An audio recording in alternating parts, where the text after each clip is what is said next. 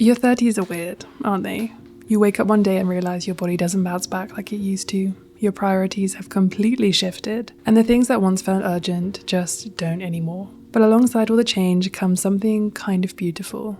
A deeper understanding of who you are and what actually matters. In today's video, I want to talk about what it really feels like to navigate your 30s, mentally, physically, and emotionally. We're going to touch on the insecurities that still linger. Yes, they don't magically disappear. Why I decided to dye my hair, and why I'm not going to again. How I'm leaning into meal prepping as a form of self-care. And I want to talk about the one luxury item I allowed myself for 2025. Plus, I'll share how creativity has become a powerful tool for reconnecting with parts of myself I didn't even realize I'd been neglecting. So whether you're in your 30s, approaching them, or just curious about this chapter of life, I hope this video feels like a casual chat with an old friend and give you the confidence to move forward into this next chapter.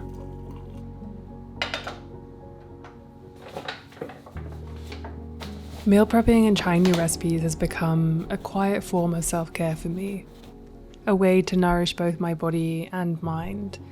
Because there's something grounding about setting aside time to plan meals that actually make me feel good, rather than just grabbing whatever's easiest, which is usually some plain pasta or even just a plain stale bagel because I cannot be bothered to make something proper in that moment.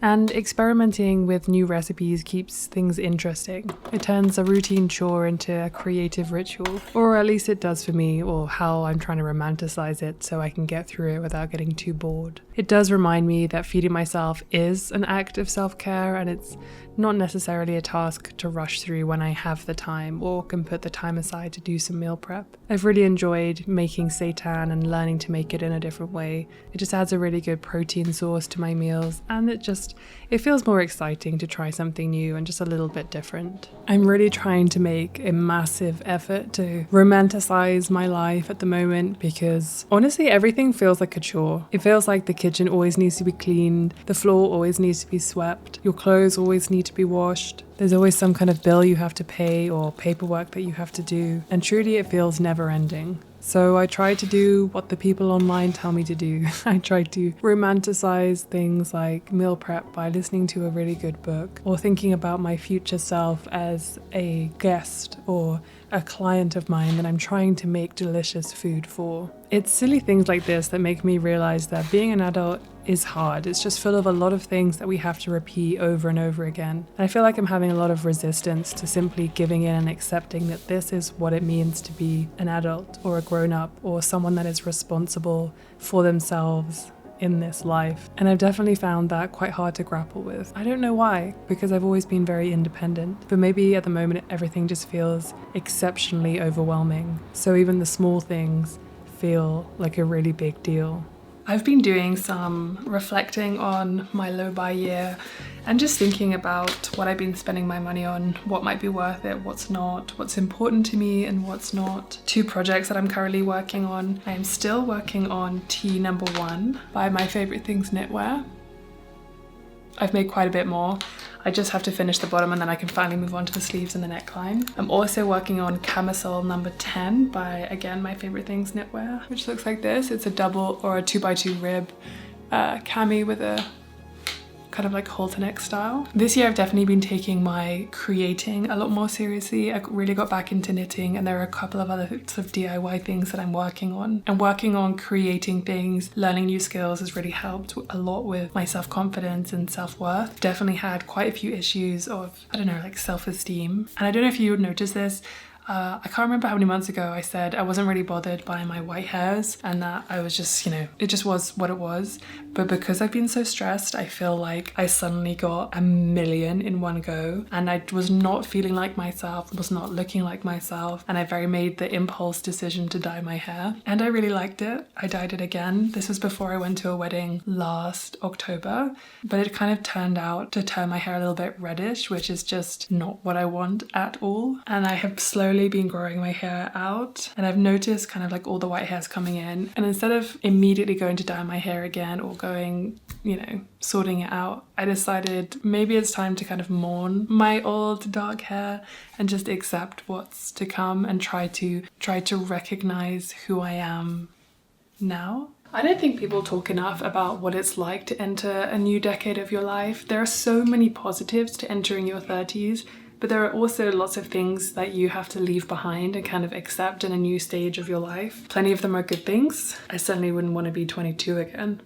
But also lots of them are just a kind of readjustment to who you are, what you look like, and especially as someone who's been online for so long, I've watched old videos of myself and kind of seen what I look like and how much I've changed. My face, my hair, my body, the way I dress, the way I film, the way I communicate online. Yeah, you can very tangibly see what's happening.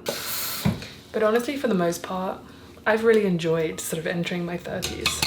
I'm a lot more secure, I think, in what I want and who I am. I know that I'm never gonna get treatments like Botox or filler or any of that kind of stuff. But I do take my skincare very seriously, and I also wear my sun cream every single day. I have been on a real journey with my skin to try and just get it as healthy as possible and do all the things you can to look and feel your best. I've had some issues with some sunspots which just don't seem to be going away. The sun damage is from, you know, when you're 15 and you don't wear sun cream and you get burnt really badly one time, and then 18 years later you still have that damage. My skincare routine is really simple, and I keep it simple, and I always have kept it simple. I just use a cleanser and a moisturizer, and at nighttime I use just a prescription serum most evenings, but that's it. Those are the three things that I use. So this year I have decided to allow myself one luxury item for the whole year, and it's something I've been thinking about for about 7 months. If you watched my video at the end of last year about why I decided to do a low buy year, you'll know probably what it is. So after much thought and much research, I decided to go ahead and get an LED red light mask, and I'm actually using the FAQ 202 by Foreo. They very kindly sent me theirs and are sponsoring this portion of today's video. But as always, my opinions are my own, and this is something that I mentioned 7 months ago that I've been thinking about getting for myself anyway. Their design is really lightweight and incredibly easy to use and very comfortable. So I was actually just getting ready for a treatment, so I thought I would tell you a little bit about it if this is something that's been on your radar, or you've just been interested in why people are using red light masks in the first place. There are many benefits associated with using LED face masks, such as reducing redness, evening out skin tone, and reducing signs of sunspots, which I'm particularly interested in. They may also help to reduce fine lines and leave skin looking a little brighter. With the FAQ 202, there are 8 different wavelengths, including NIR, to help with signs of aging and other skin concerns, and these are all reflected in different colours, which is quite fun. The device itself is very light, wireless, and very comfortable, as it's made with a unique flexi-fit silicone molded to fit any shape. I'll often put it on while I'm knitting or doing something else, and 15 minutes goes by fairly quickly. It's very straightforward to use, with an app that helps you to pick which treatment suits you, whether that's redness, brightness, and so on, and it automatically changes the settings for you while you use the mask. My skin is already feeling more even and smooth after just a couple of uses, and I've definitely noticed an increase in brightness as well. So I'm already excited to see how my skin will improve even more after just a few more weeks or a couple of months. If you're interested in checking out the FAQ 202 by Foreo, then I'll leave the link in the description below, and if you use my code Immy35 you can get 35% off as part of Foreo's birthday deal at the moment, and this can be used across all Foreo products that might interest you. You can also use this discount on items that have already been discounted up to a maximum of 50%, so check out the link in the description below. Okay, I think I'm going to do a little bit of meal prep, and there are some other creative projects that I've been working on that I think it'd be great to talk about. Even though I can sometimes see meal prep as a kind of chore, I always enjoy experimenting with new recipes. And I think that this dates back to the pandemic, when I actually learned to cook in the first place. It gave me a real sense of purpose, grounding. It gave me a sense of achievement when I was just at home. And it kind of became that emotional support thing during a very difficult time. And I can definitely sense myself getting bored of cooking when I'm just making the same things over and over again, which is funny because I don't mind eating the same things over and over again, but it definitely doesn't give me that same emotional support or just activity where my brain can just switch off and I can just really enjoy the process of trying something new. Today I'm making a sandwich loaf. I've never made this before, and it's kind of like an enriched dough, which is very interesting. I used oat milk and plant butter, so I'm interested to see how it turns out. But it's always fun to experiment with something new, especially when, I don't know, it just feels like you've unlocked something kind of magical, and it always makes me feel like nothing is impossible or nothing can't be achieved if you just simply give it a go and just try over and over again. My patience for things has definitely increased. I'm far more willing to try things and just keep going even if I fail again and again and again. One of the reasons why I treat meal prep as kind of like a self-care thing is because I always put on a book that I'm listening to, a nice fiction book that's just a wild story or just something that makes me feel, you know, good, or a bit of escapism or something like that. But also I eat so much better if I prepare. I always thank past Immy for making convenient things for me, and it's just a very practical, boring, easy way to take care of your future self and help your future self make some easier or better decisions, especially if you have things coming up where you're busy, or, you know, you work a normal 9-to-5 job and if you find it very hard to eat healthy because you just don't have much time. All very, very valid. I am currently making some apple pie and blackberry overnight oats. I'm going on a hike tomorrow with a friend, and I want to prepare so that I definitely have something to eat before I go,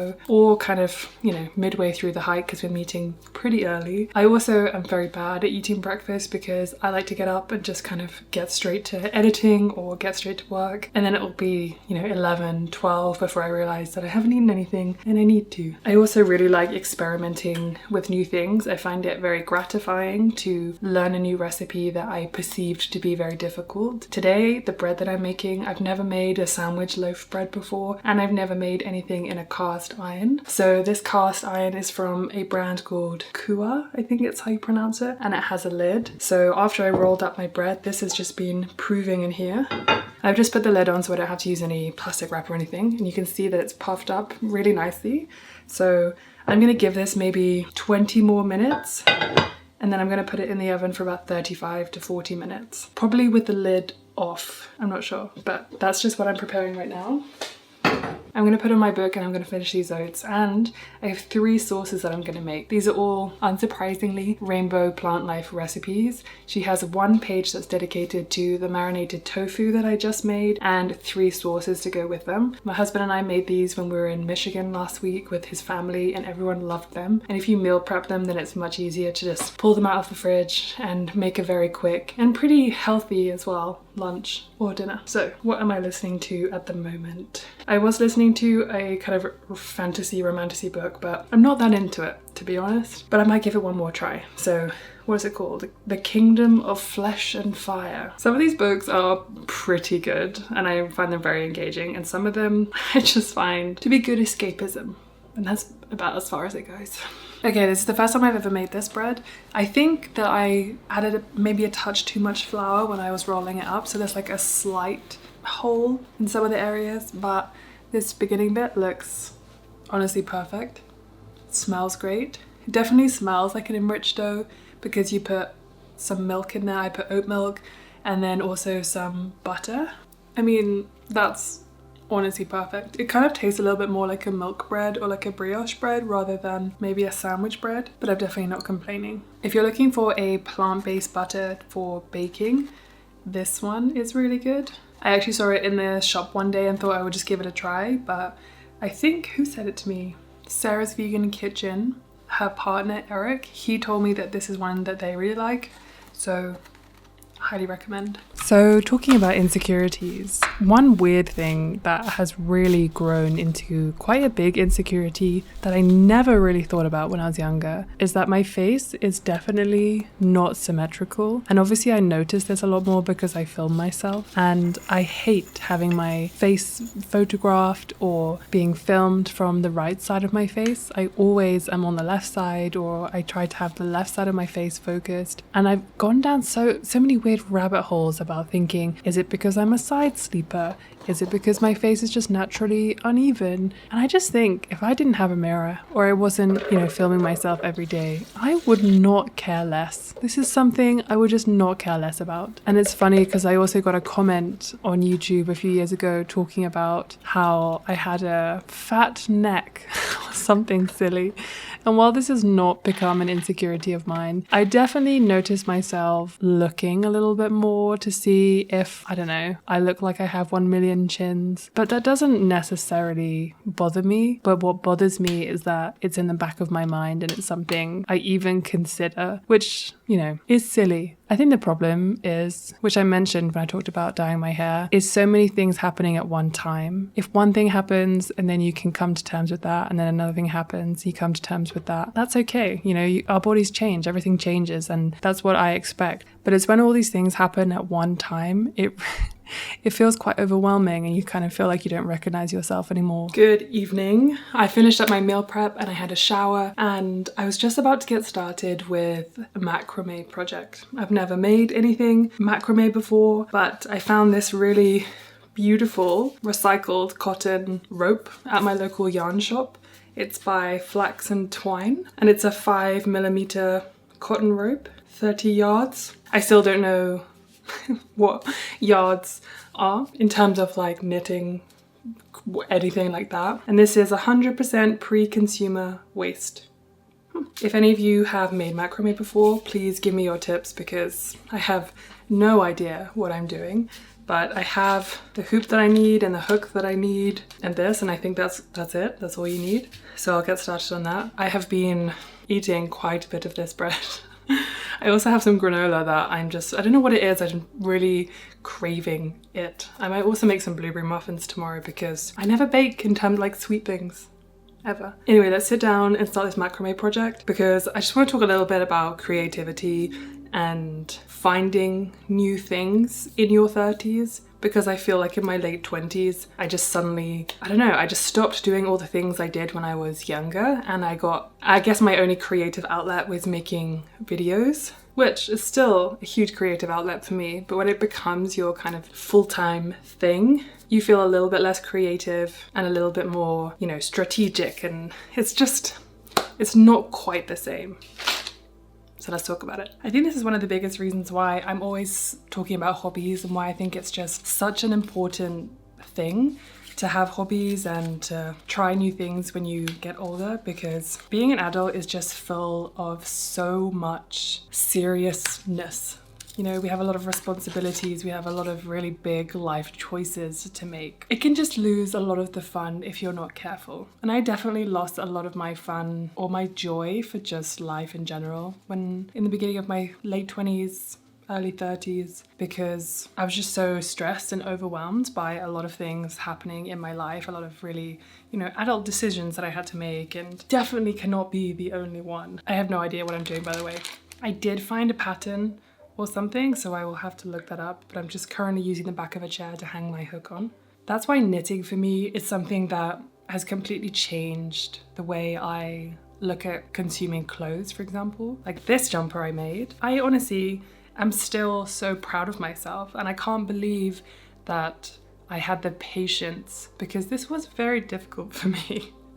And I really learned the patience to unravel things a bunch of times, to wind my own yarn, to go out there and pick yarn and go through all the options, which is actually quite tricky. But I've really learned patience, and I've learned to be proud of myself again and to just really find joy in spending a few hours, really engrossed in something in a real beautiful flow. I definitely can't be the only one who feels very much like our attention span has been hijacked by the infinite scroll. And that's why I prefer YouTube, why YouTube is such a special place for me, because I can go onto YouTube and find the video that I want and, spend 30 minutes watching it and then go off and do something else. I don't get caught up in watching things that I'm not particularly interested in. And that also kills my creativity. So I've tried to be very intentional about how I'm spending my time. And that's why knitting is really good, because my hands are busy. So I literally can't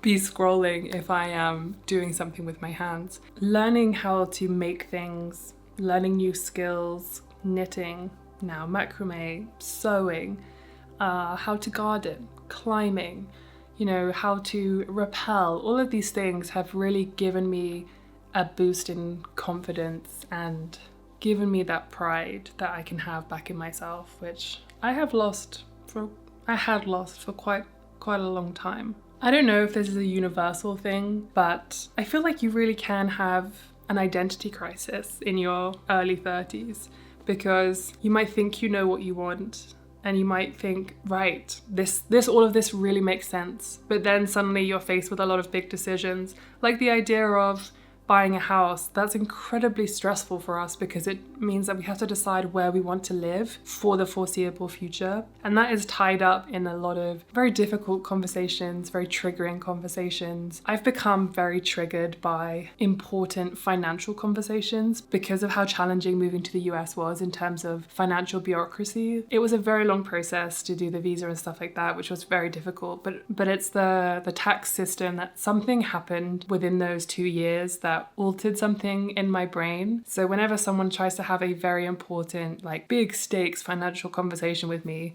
I find it very difficult now. And my instinct is to be like, I don't want to talk about this. We don't need to talk about this. Why are we talking about this?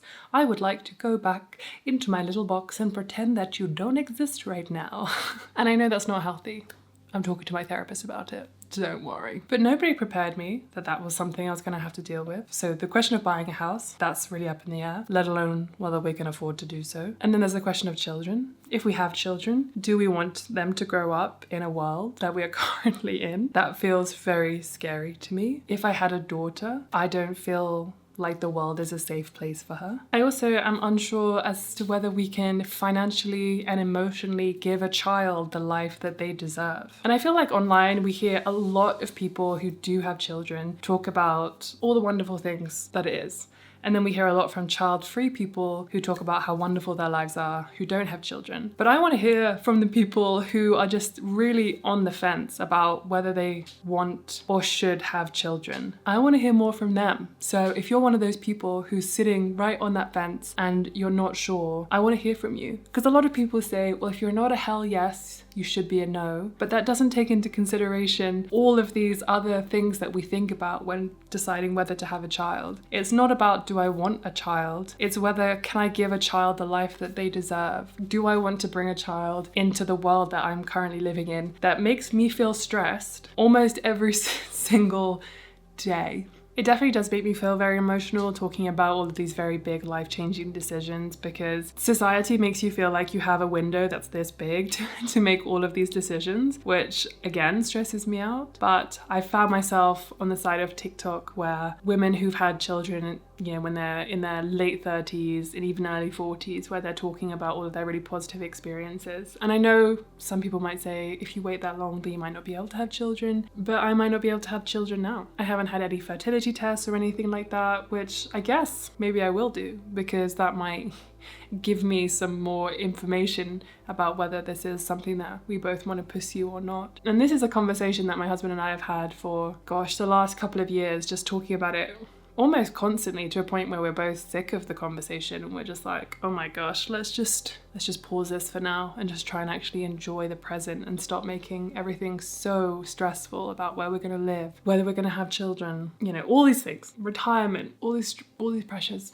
And I never felt any of these pressures. I never worried about any of these things in my late 20s. I feel like it's all of a sudden happened in the last couple of years. And I think that really did contribute to what I'm calling my mental health crisis this year. I'm definitely doing way better. I've done all the right things, got myself to a really good place, but it doesn't mean that I don't have days where I cry for no reason, because I'm still overwhelmed and stressed by life, especially life right now. It feels like life right now is very sad and stressful. So as you can see, this year my brain is fraught with lots of different things. I have some insecurities that have lingered throughout my entire life. I have some that have just dissipated with time because, I care so much less. So much less. I care far less about certain things. But then, your body changes, your face changes, your hair changes, and then you have a little bit of an existential crisis because you realize you are becoming that future version of yourself that you thought about when you were, 23, and now you're 33. I have not done any of my macrame. I will get started eventually. Okay, but one thing I have got better at is making friends. I have been a lot more proactive about meeting people and really taking the time to make friends and really invest my energy in people. I don't know how I come across, obviously, but I am very shy until I know someone, and then I'm very extroverted, but it really takes me some time to become comfortable to be my true self, because I definitely feel like I worry that people just don't like me. Even my best friend, who I have known since I was literally born. Sometimes I'll be like, yeah, I don't know why she likes me. I don't know why we're friends. Confusing. Very confusing, but that is just what the old brain does. But yeah, I have been making a huge effort to do that, which has been very good, because I did mention many times that I felt quite lonely here, because my best friends are friends I've known since I was like, nursery, since I was 11 years old, and they're still the most important people in terms of friendships in my life. And so I had the bad habit of comparing people that I was meeting to them. I've also been organizing like meetups with people here in Denver and going on hikes. I will be doing that when I travel more so I can meet more of you. And I'm launching a trip to go to Canada next year that, you can come on if you want to, if you haven't seen my community post. That's a great opportunity to hang out with more people that are like-minded, because we have such a great community here. Yeah, I guess that's where I'm at the moment. I hope that you enjoyed this video. A little bit more rambly from me. That's just how I'm feeling about navigating my 30s right now. It felt very different when I did my navigating my 30s series. Was it last year or the year before? And I kind of dropped off because I really lost my creativity. But it's back and I'm feeling so good about it. And I was worried that this jumper didn't look that good, and so I hadn't worn it for a while, and then I put it back on. Proud of myself all over again. Proud of myself. Anyway, I'd love to hear from you. I'd love to know, how you're feeling. Even if you're not in your 30s, you might be thinking, people have children young and get married young now. So if that's something you're thinking about or you're not sure about, tell me, please. Let's have a discussion in the comment section, because I feel like I can't be the only one out there and people need support, Anyway, if you're interested in that Canada trip, by the way, you could check out, leave your email in the link in the description, and you'll get notified about it. Or if you have any questions, I post about it a lot on Instagram. But I want to meet you. I want to hang out. That's what it comes down to, in some pretty places. So thanks for watching. In my next What I Eat in a Week, I'm going to be eating all this food that I meal prepped. So subscribe, like the video if you do like it. If you don't, that's okay. It was a weird one today. Anyway, see you later, guys. Bye.